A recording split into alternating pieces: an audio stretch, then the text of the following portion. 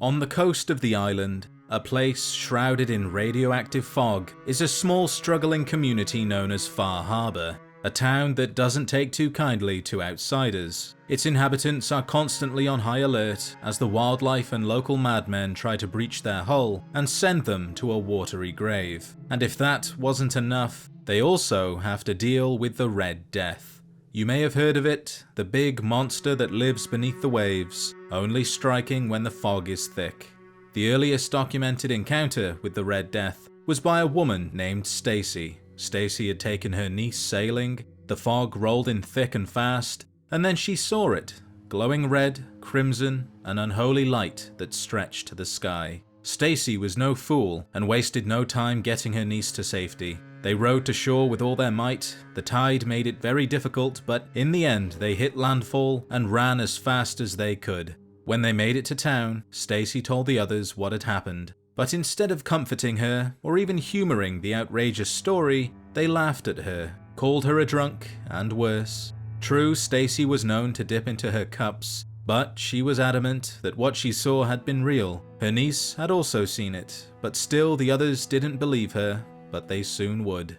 2 weeks later, a boat full of people went out to fish and never came back.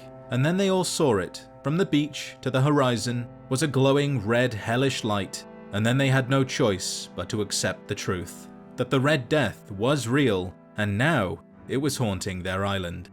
Since then, many have tried to kill the Red Death, but all who have tried have either returned empty-handed or not at all. Many years have passed since that fateful day on the water, and Stacy has since faded from the public eye, but her niece, now known as the Mariner, has dedicated her life to finding and putting an end to the dreadful creature that haunted her childhood.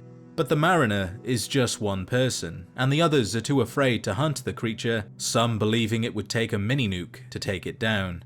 And so she confides in the most capable person she can find, the sole survivor from Vault 111.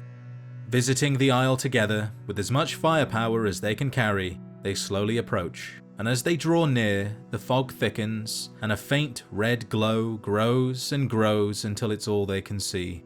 And the source of that glow isn't some grand creature or hell spawn luring sailors to their death, but a tiny little crab with glowing red eyes. This docile, shelly friend is a one-of-a-kind blood rage Mirelurk, and the sole inhabitant of Red Death's island. Whatever mutation has caused this creature to both remain the size it has, as well as the glowing red eyes, is a mystery. But all deaths caused by this tiny little crab was simply the result of curiosity, with sea captains and sailors attempting to investigate the mysterious red glow and running aground on the rocky shallows surrounding the small isle. And to discover that the fabled Red Death was nothing more than what you see now is laughable, and to have been the one to spend a lifetime hunting this creature only to learn the reality is pitiful. But who's to say that this creature isn't just the offspring of the real Red Death, a monster far larger and far more lethal? Perhaps this is the end of it, or maybe it's just the start. Be sure to show your support by liking the video and subscribing if you haven't already for more Fallout content. If there's anything you would like to see in a later video, leave a comment and I'll see what I can do. With that said, thank you as always for watching, and I'll see you in the next adventure.